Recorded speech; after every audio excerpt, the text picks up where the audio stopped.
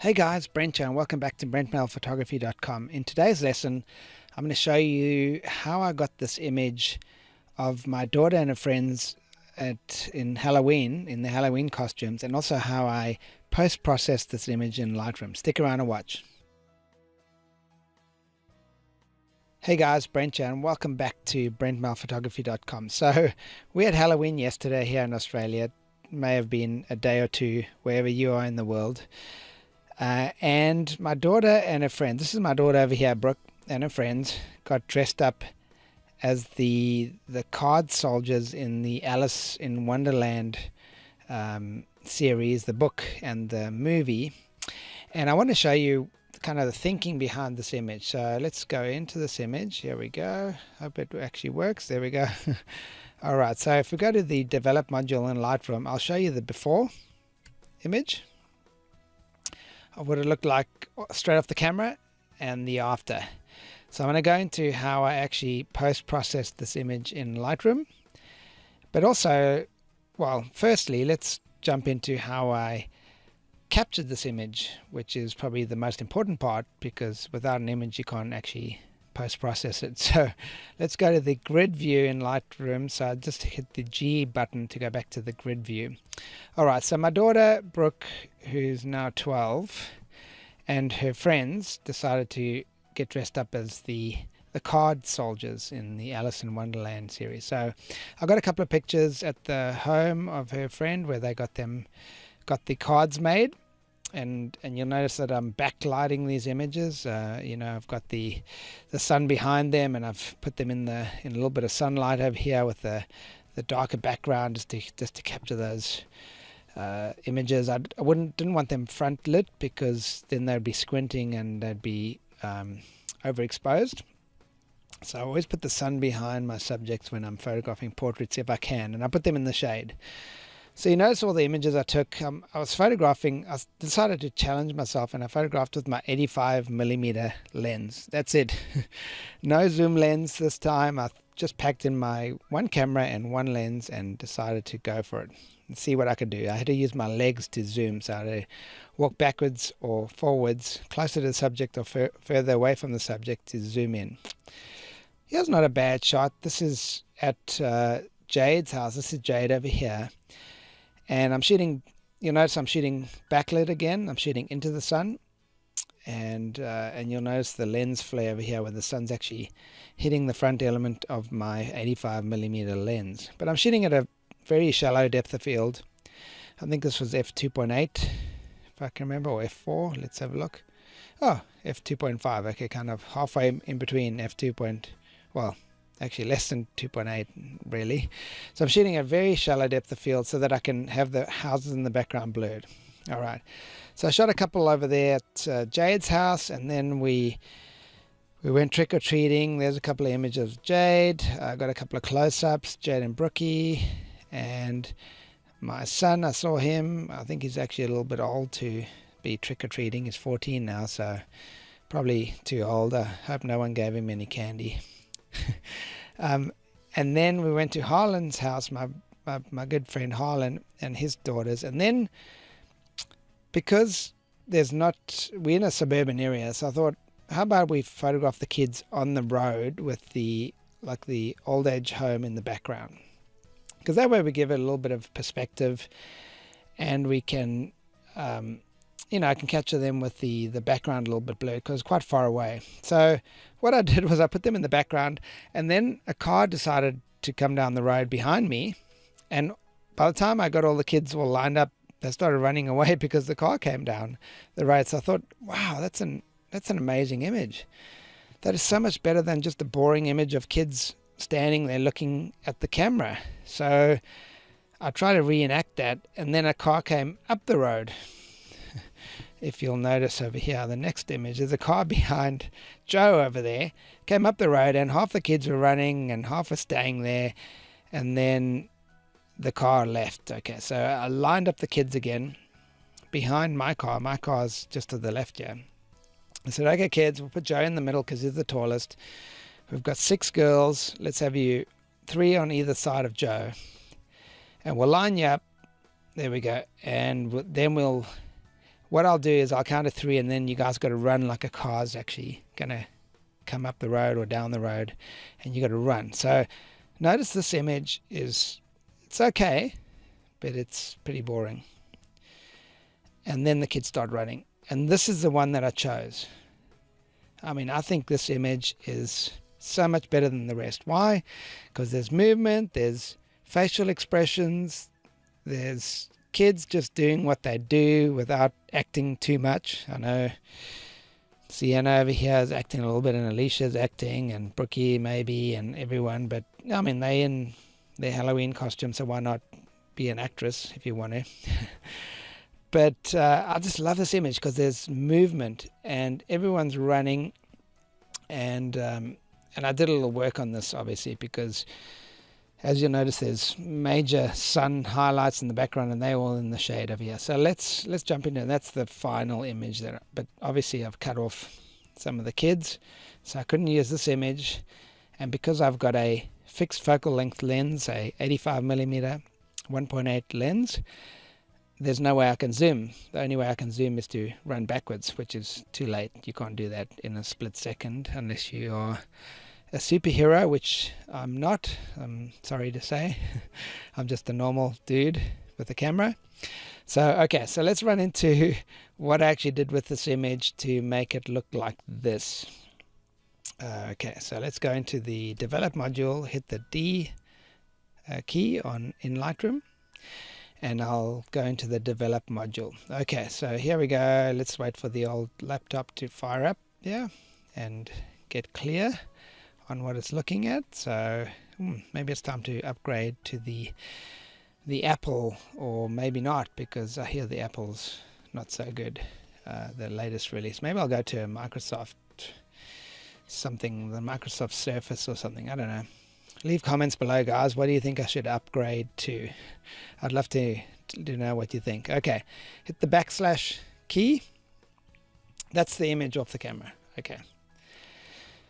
And that's the edited image. Okay, so what did I do to this image to make it go from this, which is not bad, right? It's got a shallow depth of field. However, it's just not impactful enough. It's not punchy enough. It hasn't got that pop for me. And to this. Okay, so let's have a look what I actually did to this image. Okay, so first thing I did was I went to my Brent starting point presets. Now, I haven't released this yet, but depending on when you watch this video, maybe the link might be below to this preset. It's my secret little presets, my starting point when I edit all images.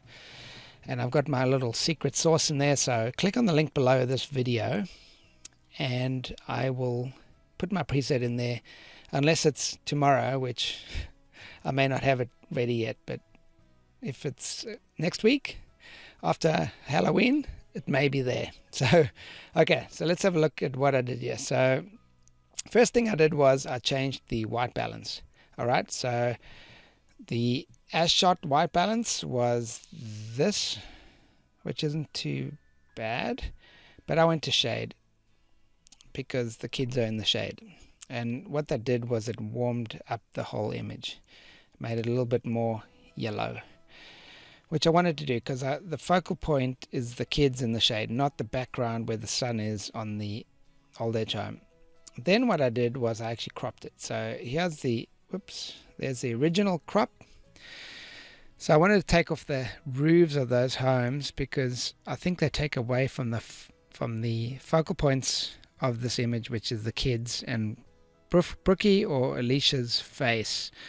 I think are the two that are kind of looking at the camera, or maybe even Joe with his top hat. I wanted to take that away, so I cropped it. I cropped the roofs of the houses in the background. All right, so that to me is just so much better. Okay, so these, all the exposure, the contrast, the highlights and all those things are from my preset, the Brent's starting point preset up here. And you can download that probably for free pretty soon. And then the clarity and the vibrance are from that too. All right, so What else did I do to this image to make it really pop? Okay, here's the secret, guys. I actually used this over here, the gradient filter. Okay, so let's click on the gradient filter and see. Let's see what the image looks like without the gradient filter. Okay, I've just turned it off. That's without the gradient filter.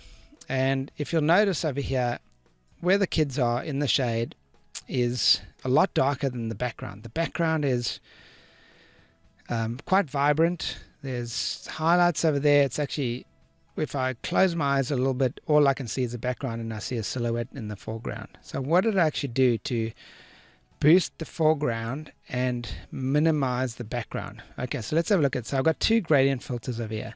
I've got one at the bottom, which is this one over here, and I'll show you the mask overlay. So you can see where the mask is actually taking effect. So see this red area over here? That's where the gradient mask is actually taking effect on this image. Okay, I'll uncheck it so you can see the difference. All right, so what did I do with this area? All right, first thing I did was I warmed up the temperature of this gradient below here. So this gradient is taking effect at the kid's feet all the way up to Brookie's, basically her neckline, and then it's fading off all the way to the halfway up Joe's top hat. Okay, so what did I do? I upped the temperature, so I made it warmer. Because it's in the shade, it's quite cool. The temperature is more blue. I've made it more yellow. I've upped the exposure, upped the contrast, because that actually lets you see the image a lot better. So your eye is naturally attracted to the most contrasty or the brightest areas of an image. So I've upped contrast and I've upped the exposure of this gradient area. Okay, I haven't done too much to the shadows and highlights. I've upped the whites a little bit and I've darkened the blacks a bit, which adds a little bit more contrast. But here's the thing, guys, I upped the saturation. Why? I've got it at 33. Let's go down on the saturation. Let's see what that does. Whoa, it totally makes it black and white, and that's obviously too much. So I had it at about 33 or so. So I'm just making Alicia's dress more red, and I'm upping the saturation so your eye normally goes to that. I've upped the sharpness a little bit, and whoops, that probably doesn't need to, that doesn't defringe and whatever. I was playing around with those to see what they could do. So really what I did with the bottom half of this image is I upped the exposure, upped the contrast, and upped the saturation, really, and the temperature. That's pretty much what I did to the bottom half of the image. Let's have a look at what I did to the top half of the image. Okay, so we'll go back to the gradient filter over here. I'll click on the top half, which is that little dot over there. And you'll notice how I angled this gradient filter. I angled it, with that hedge in the background and the kind of the street gutter down there. So I'm trying to get where I need to go. Okay, so right here I've got I'll show the mask overlay of this area so you can see where this mask is actually affecting. It's affecting the hedge back there, the car, the old age home in the background, and then it's the gradient is coming down on these kids' heads over here, but it's not affecting it too much. All right, so what did I do with that mask? Let's have a quick look at what I did here. So I'll just get rid of that. So I made it a little bit cooler because it was quite warm with the sun hitting it, so I made it a little bit more blue. I underexposed it by almost a stop. I took the contrast down, I took the highlights down, and I basically took everything down except the blacks. So I'm making it less visible to a person viewing this image because the contrast is down, all the highlights are down, and the blacks are up a little bit. So if I made the blacks down like that, if I brought the blacks down, it would increase the contrast of the area at the back there, and I don't want that. I want the area in the background to be less noticeable to the viewer. Okay, the clarity I brought down. Okay, so that just makes it less clear, I guess. and the saturation I brought down. So basically what I'm doing is, if you look at that, I've got two gradient filters, one at the bottom and one at the top. So I'm upping all the things that make you want to look at the foreground. I'm upping those, and I'm decreasing all the things in the background that make you want to look into the background. So I'm taking the viewer I'm encouraging the viewer to view the foreground instead of the background, even though the light in this image when I photographed it is the opposite. The light in this image when I photographed it is encouraging the viewer to look at the background instead of the foreground, because the kids are in the shade and the background's in the sun. The sun's warmer, there's more highlights, there's more contrast. In the shade there's less contrast, there's less highlights, it's a lot cooler. So I'm actually opposing those two things, if you get what I mean. I hope you're not too confused now. I'm actually confusing myself. But that's what I did with the gradient filters. So let's have a look at what we actually did with the gradient filters. So I'll bring up the gradient filters again, and we'll look at the before and after. So this is before, and you'll notice that right now, if you look at this image, your eye is attracted to the background. It's probably attracted to this area here because it's got those greens, highlights, a lot of contrast over here on the top right hand corner of this image. And what I've done with the gradient filters is I've actually changed that. I've desaturated it, made it less contrasty, and I've done the opposite to where the kids are. Do you guys see that? See how I've changed the focal point of this image?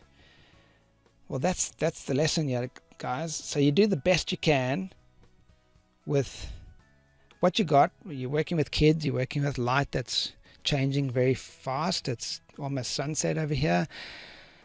And you do the best you can with the tools you got at the time. I'm shooting with an 85mm lens. I'm shooting at f2.8, which is a very shallow depth of field. I probably could have shot even shallower. In hindsight, I probably could have shot at f1.8, which is the wide open for the 85mm lens, but I didn't because I wanted to get everyone in focus. And then you do the rest in Lightroom, where you actually direct the viewer's eye to the area of the image that you want them to look at, just to make the image pop a little bit more. So what do you guys think? Firstly, two questions from this lesson. The first one is, should I get a MacBook Pro with the latest gadgets from Apple with the USB-C ports on the side?